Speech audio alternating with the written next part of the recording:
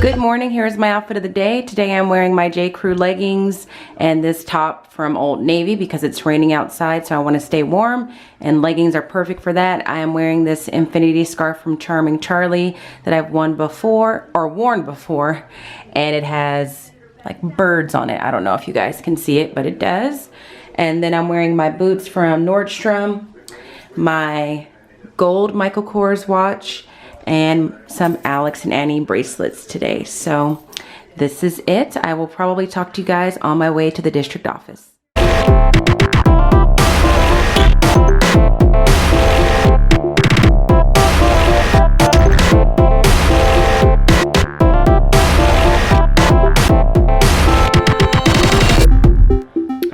Good evening. It is about 5:45. I just got home from walking Genesis. I left the district office somewhere around somewhere between 4:15, 4:20. Then I went to my classroom. By the way, we're not done. We're not done with contract negotiations. We're going to meet again on Monday, but we're inching our way closer to where the district is at. But the process still continues, so we have to go back on Monday. But then I went to my classroom to pick up a couple of things so that I didn't have to rush in tomorrow morning to get them. And then I came home and walked Genesis, which I'm surprised by because I wasn't gonna walk her because it rained today, and that was gonna be my excuse. Like, I don't wanna go outside and it rains, but the truth is I knew it wasn't gonna rain and she needed to walk, so I took her out. So we just got back from that. I have set my living room up for a cozy evening of paper grading. So I have flipped on my little fireplace here, which I love having a gas fireplace. I have lit a candle, and I will be spending a good portion of my evening sitting right there grading papers. So that is what I'm planning to do for the evening. I am getting ready to, looking for my purse. I'm getting ready to go upstairs, take a shower, put my pajamas on, and get myself ready. Luckily, I do not need to cook tonight because I will be eating some Blue Apron leftovers. Sorry, my purse is sitting on the steps. So I don't need to cook tonight, so I'm just gonna take a shower, put on my pajamas. I might also do a little financial stuff. Just a little tip that I like. I do have a paper shredder, so I just paid bills over the weekend. And I did my taxes, so I did a lot of adulting, but I do shred all of my bills and documents. So on this stool right here, underneath a ton of Us Weeklies, is just some papers that I need to shred. So that is what is on my agenda for the evening, is shower, pajamas, paper shredding, leftovers from Blue Apron, and paper grading. So I just wanted to check in because I know I haven't spoken to you guys all day. This is probably all I'm gonna say for tonight. I need to take Genesis' sweater. See this little sweater she's wearing right here? Say hi, Genesis. She hates that little sweater, but I put it on her for a walk. So I need to get that off of her before she starts throwing a complete fit, and then we will be settling down for the evening. So that's it for today. I hope you guys had a good one, and I will talk to you tomorrow morning. Have a good one, everybody. Good morning, here's my outfit of the day. Today I'm wearing my blue Harper pants from Old Navy. This sweater is also from Old Navy. And then I'm wearing these flats that I bought from the Gap a few months ago. They have a little bit of color in them, if you can see that there. I'm not really happy about wearing flats because it's raining, but I don't have a choice today. I'm out of leggings. I'm wearing my two-tone Michael Kors watch, and then I am wearing this necklace that looks like the blue one you guys have seen before, and this was from one of those online shops where you had 24 hours to buy the item that they were showing you. So I don't remember the name of the website, but that is my outfit for the day. I will talk to you guys a little bit later.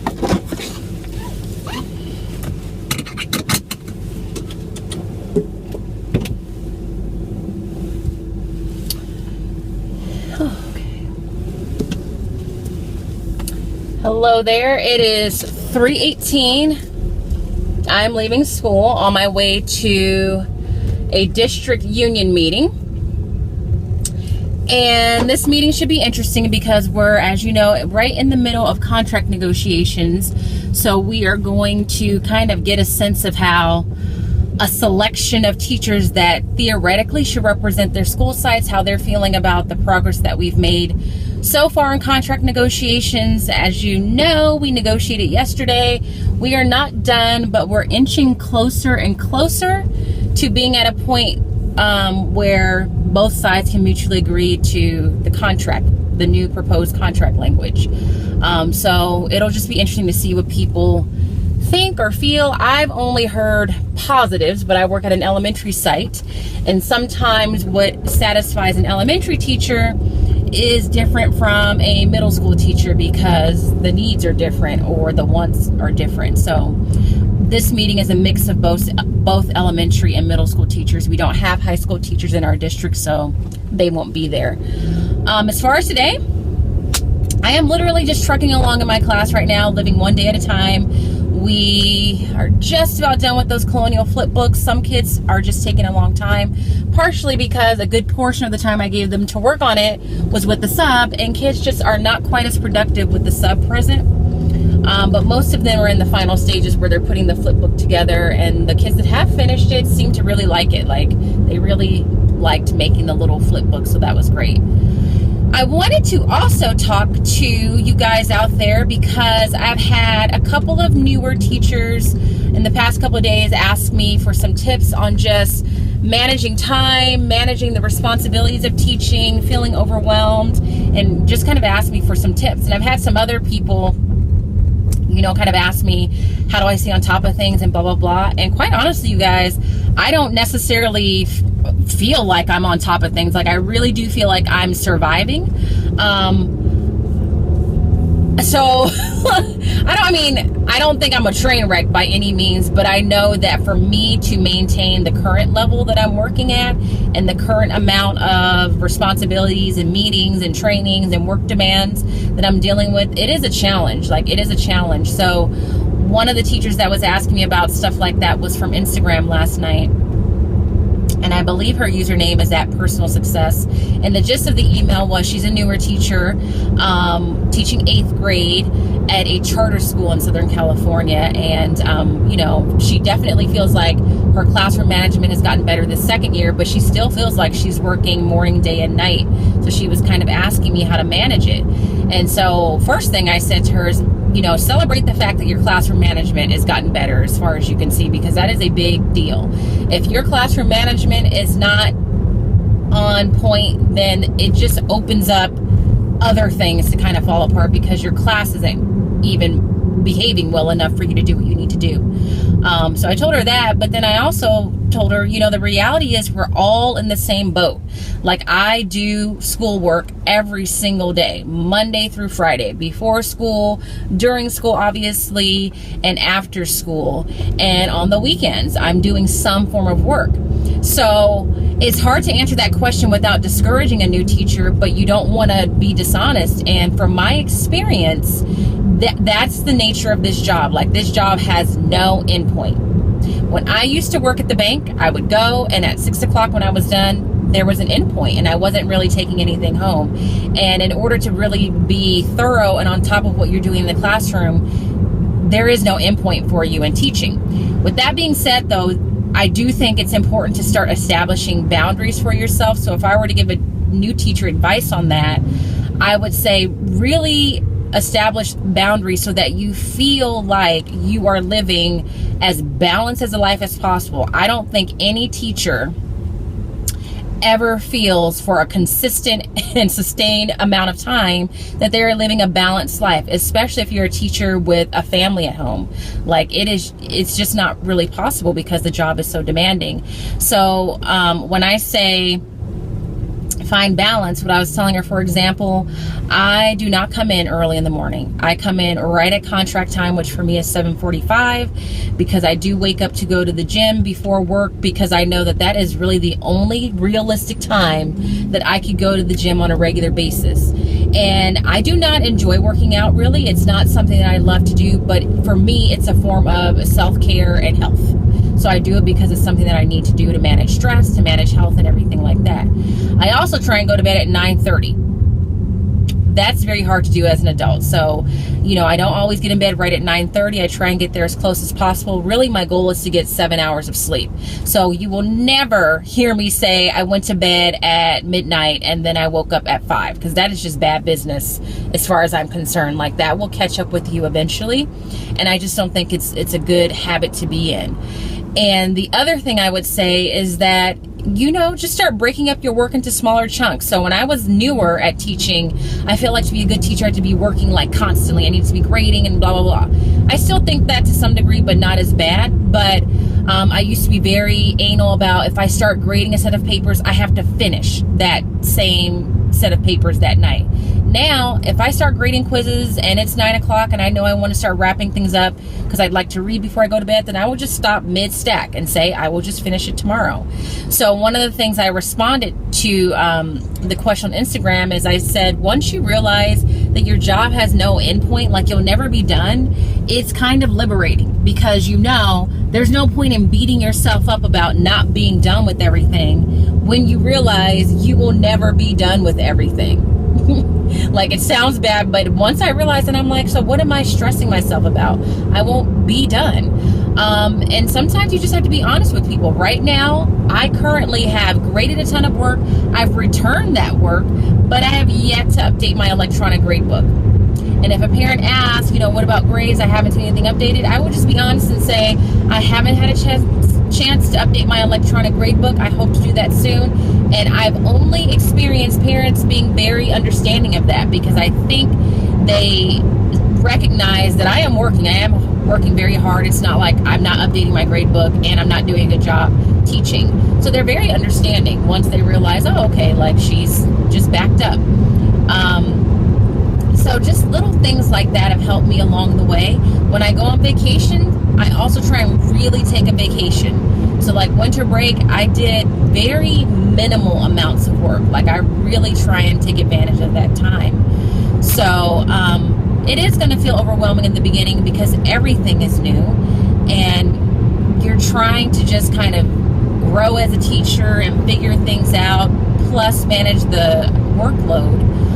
But just rest assured, or have peace of mind of knowing it's not you. It's not something that you're doing wrong. It's the job. The job has a lot going on. Like, there's the job in the class, the physical art of teaching kids, and then there's the job out of the class, the grading of the papers, the responding to emails, attending meetings, professional development. And the only reason I'm able to sustain doing that is because in my heart of heart, I feel like what I'm doing is something I was meant to do. So even on those days where I'm like, I can't keep my eyes open or I'm tired, my frustration only gets so far, because I feel like this is something that I'm supposed to do and it's something that is important to do. And eventually, those rough days will be washed out by really good days, or those rough moments will be washed out by those moments where you have students come up to you and say something really nice, or a parent who will acknowledge what you're trying to do with their child or express gratitude for what you have done, and those will make it worth it. And if all else fails, summer break will come and you will have several weeks to just decompress, not do anything, don't get dressed, don't comb your hair. Like, if you guys could see me on my breaks, like, it's a mess. Like, if I'm not going anywhere, I don't even try. I pretty much wake up, exercise, shower, and live in sweatpants, yoga pants, basketball shorts. That's what I do. And I'm not even ashamed of it. So I just wanted to say that, because I think all of us, especially with social media, because it happens to me, like, I'll look at teachers on social media or other teachers on YouTube, and they're doing X, Y, and Z. They're doing massive classroom transformations, or they're coming up with all these cute projects, or they're spending all this money on these cute crafts. And I think, well, I'm not doing that. And then I feel bad. But then I just have to come back to who I have to be. Miss Robinson. I can't be Miss Robinson trying to be Mrs. So-and-so or Mr. So-and-so. I have to be true to me and what I'm in teaching for and what's important to me, and kind of stick with that and kind of glean ideas from other teachers. I do that, but not necessarily compare myself to them and say, well, because they're doing X, Y, and Z and I'm not, they are inherently a better teacher, because that's just not the case. They are a different teacher. So that is my pep talk for Tuesday, as I head to one of my thousands of meetings that I feel like I've been to. So I am just about there. I hope that was helpful, whether you're a new teacher, a current teacher, a veteran teacher, someone studying to be a teacher. The job is never done, but the job is super important, so it's okay by me. So I hope that helped. I'm almost at my meeting, so I will say goodbye for now, and I'll check in with you guys later.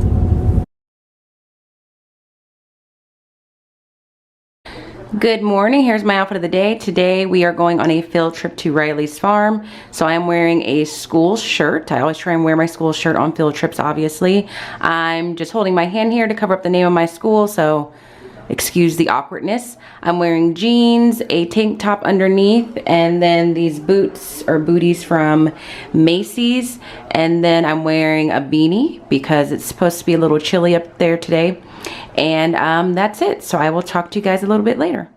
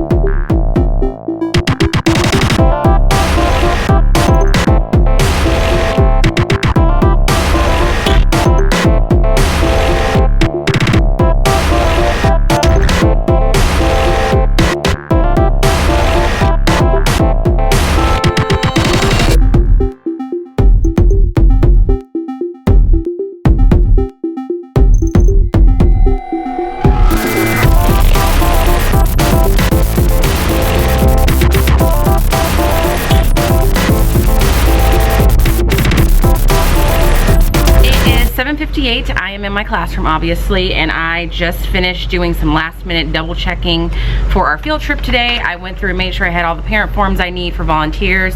At our school, in our district, anytime a parent volunteers on a field trip, they have to, first they have to fill out a packet for the year. They collect several pieces of information. I'm not quite sure what that packet is asking for. And then for every field trip they volunteer on, there's another form they have to complete. So I just went through to make sure I had all of those. I went through all my student permission slips to make sure I have all of those. Every student has their permission slip. Every student has paid. This field trip is actually quite pricey. This one is $25 for the students and $16 for the parents. The bulk of the student fee is the bus. So it is a little on the pricey side, and technically we call it a donation. We do not require students to pay because I think it's against the law. There's some reason why we can't say they have to pay. As long as they turn in their permission slip, they're able to go. But anytime I give out permission slips, I do give kids the speech like, if you can afford it, please pay, because the more students we have to cover, the less likely we are to have field trips in the future. And usually, that's the duty bell, and I don't have duty. Usually that's enough to get everyone to pay. I've also collected all the parent payments, given that to Mrs. Chu because she's in charge of that. And I have taken orders from Miss Hood, who's our RSP teacher, my mom, because as I said, this field trip has, I don't know if I said, but Riley's farm has some very delicious chicken pot pies and apple pies, so they placed orders that I'll be picking up. So and then I packed all the stuff that I will be taking into this red backpack. This is from our school, and this has the field trip permission forms so that we have their emergency contact information, a very scant first aid kit that just has things like band-aids and things like that. Before we leave, we do stop at the health office and pick up medication that we need for particular students, so there will be another bag. But as far as what I take, in case you guys are wondering, on this field trip I will be taking my wallet because I will be buying a chicken pot pie myself. I bring my little cosmetics case because it has chapstick in here, lotion, hand sanitizers, and other essentials that a lady might need. And then I also will be taking my snack. I'll be taking this Nature Valley protein bar as a snack. I have my little, I think I said these were owls, and then someone told me they were penguins, and now I think they're penguins. But I have these little mittens here in case it's extra cold up there.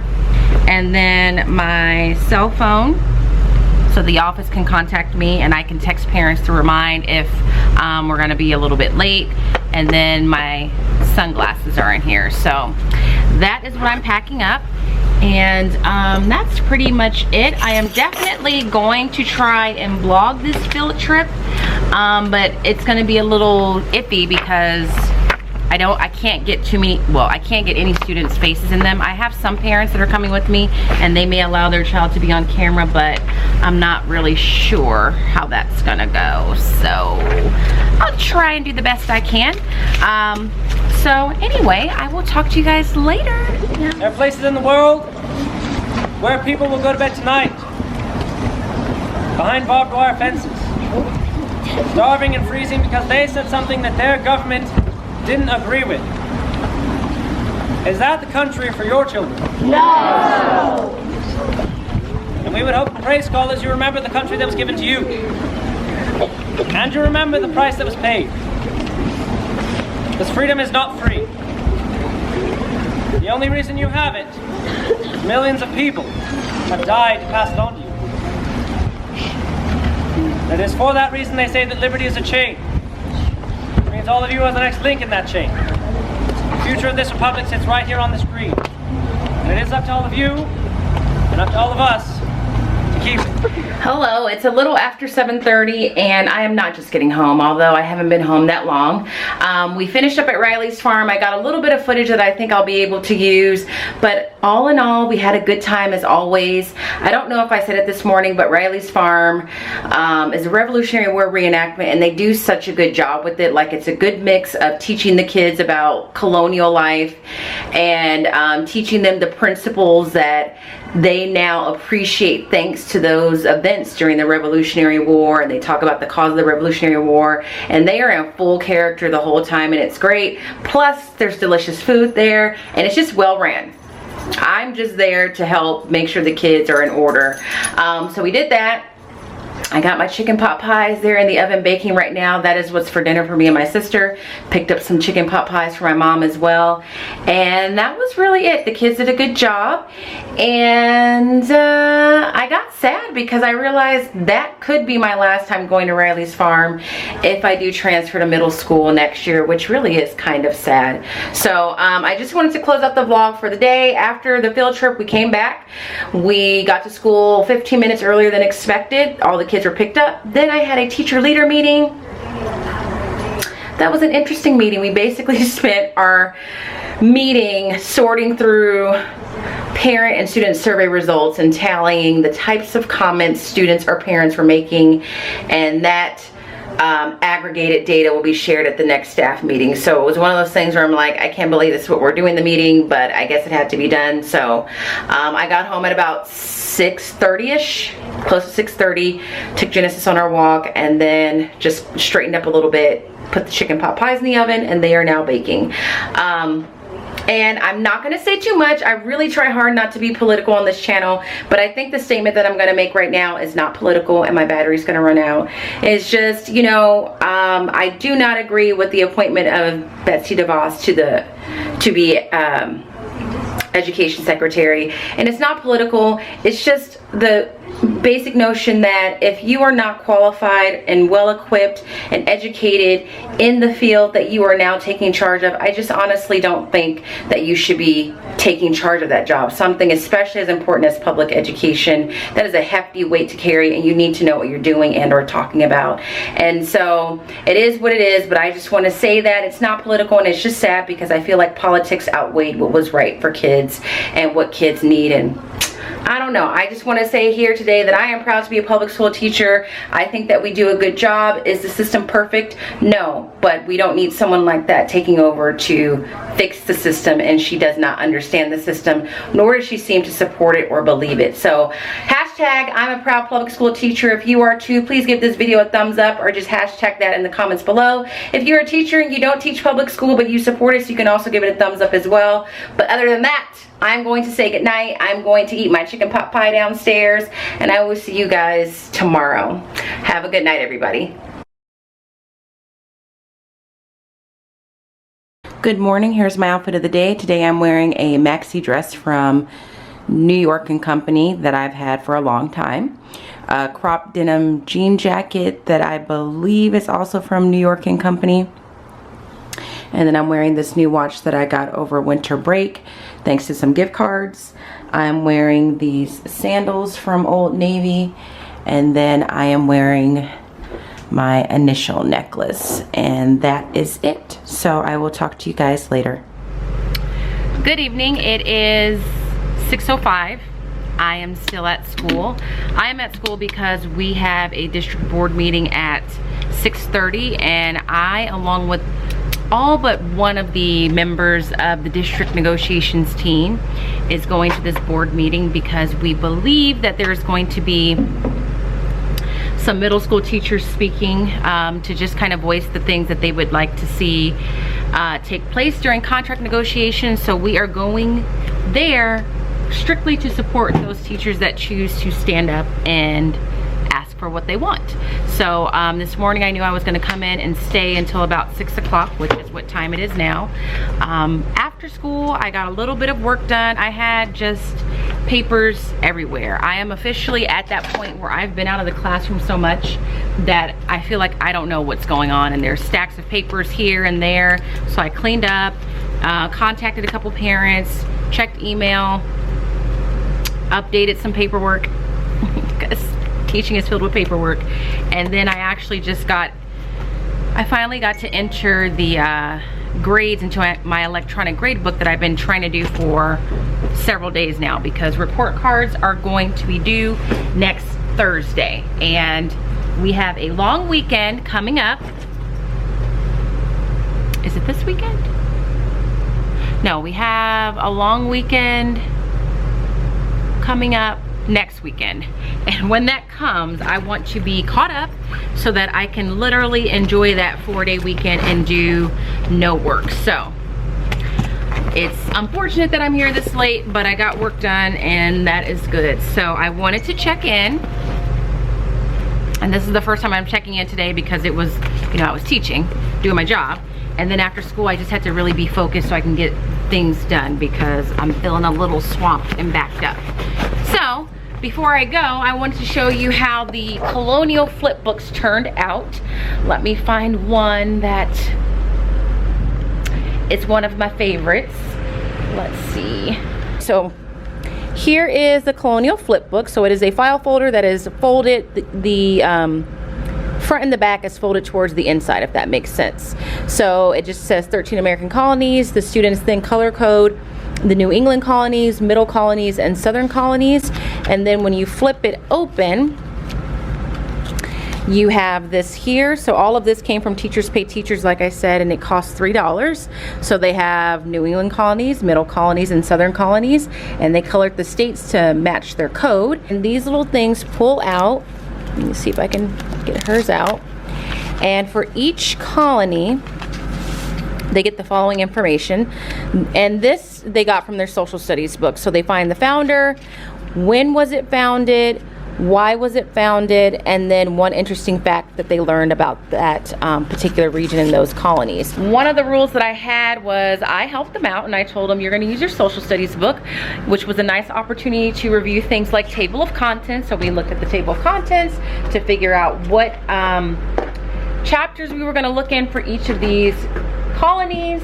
And then we talked about, you know, when you're looking for particular pieces of information, you do not need to read everything. You can skim, you can make use of your index in the case of a textbook and find your information that way, which they did.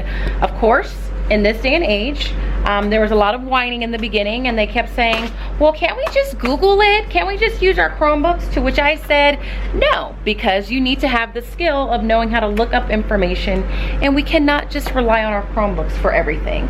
Like, sometimes I feel like I'm getting old. Like, I feel like one of those old people that is like, oh, these newfangled technologies. But I do feel like I don't want the kids to be so reliant on Chromebooks that they don't know how to open up a book and do some research. So I did not allow them to use their Chromebooks. The only downfall is for some of those questions, the social studies book was a little vague in terms of dates.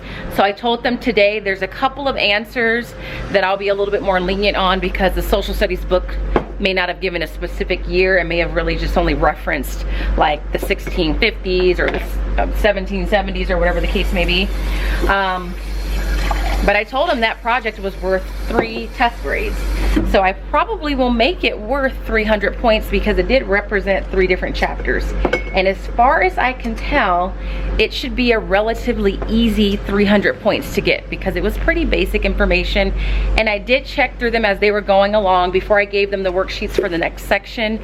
Most of them I was able to check to make sure that their answers were correct. And if they weren't, I sent them back to fix it. So those were the Colonial Flipbooks. I will try and remember to give or put the link in the description box so that you guys can use it if you're interested. It was nice and inexpensive, $3. It got the job done. The kids learned what I needed them to learn, and I was able to skip through those 3 chapters of social studies, which are a little boring. So I'm getting ready to head out. I know today's little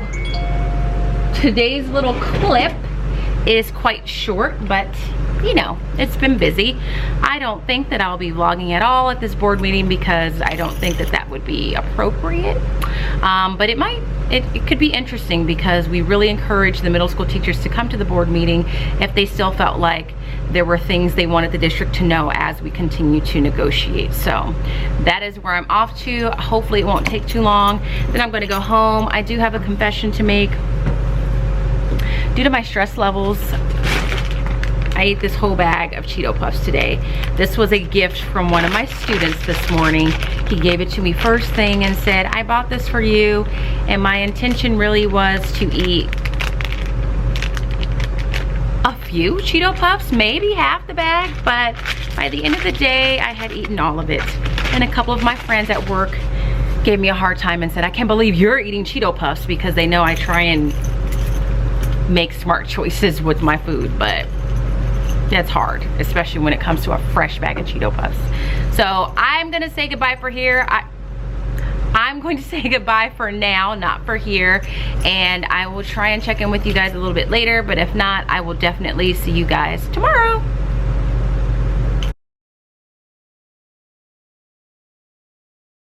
Good morning. Here's my outfit of the day. It's Friday, so I am wearing jeans from Old Navy, a blue t-shirt from J. Crew Factory, and this cardigan. I'm not sure where this came from because this was actually a gift from a student 2 or 3 years ago.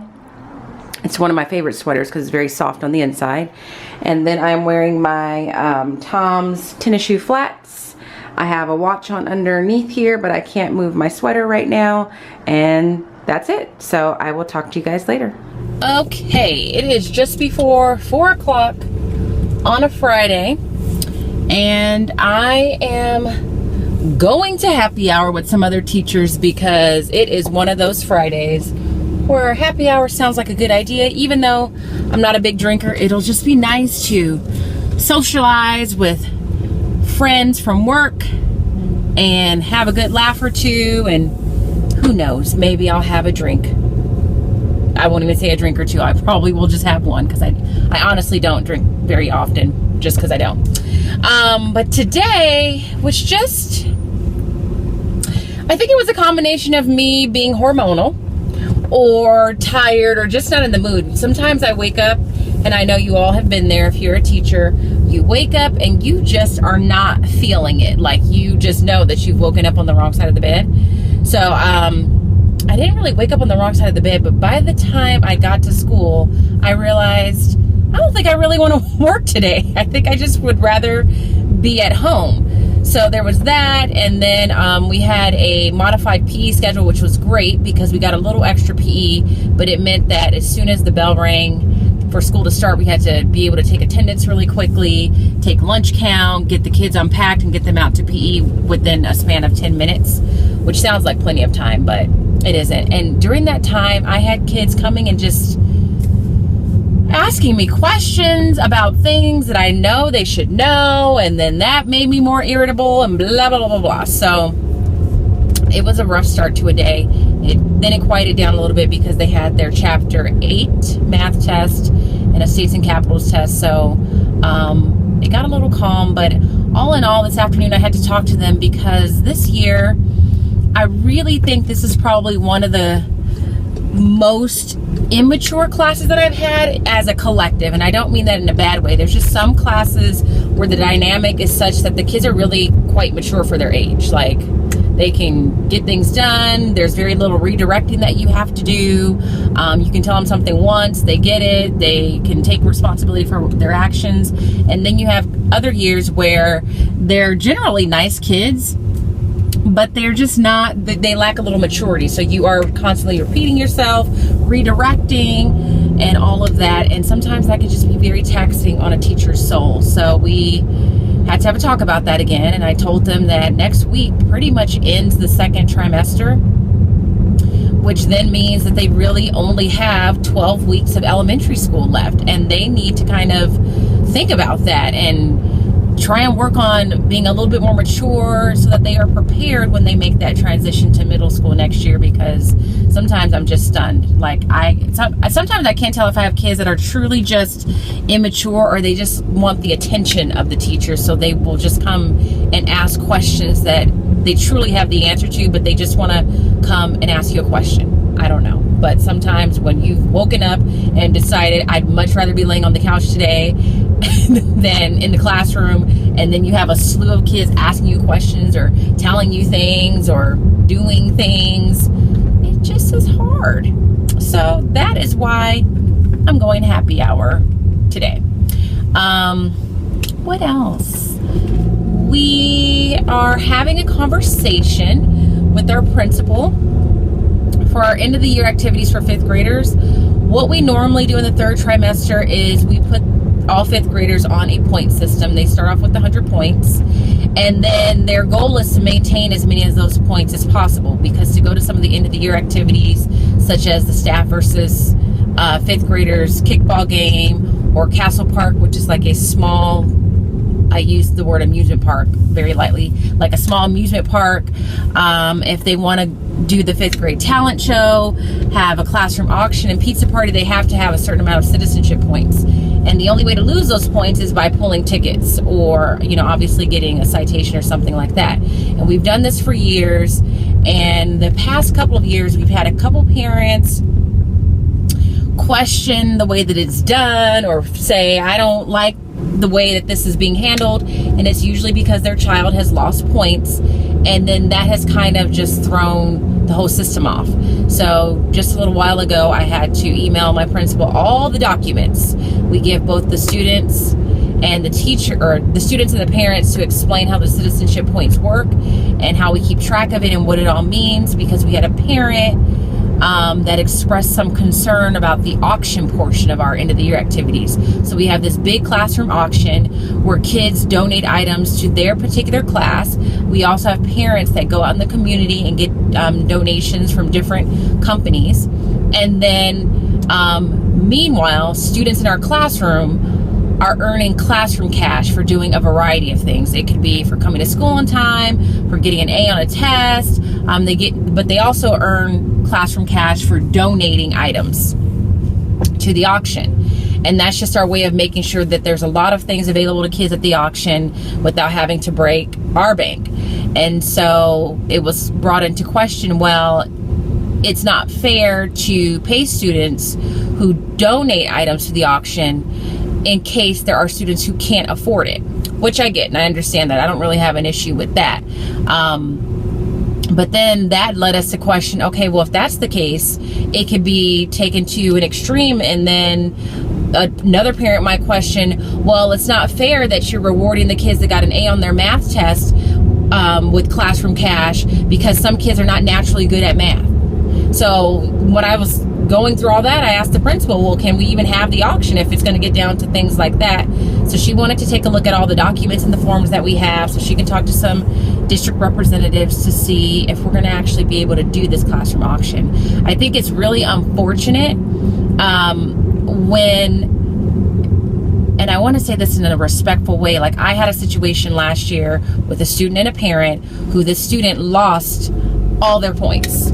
And it was just because this student was not turning in assignments. And I was giving them warnings and chances, and every time the student lost an activity or pulled a ticket or was getting close to losing an activity, I would pull the student to the side and say, look, you are really close. We need to figure out what's going on. We need some strategies.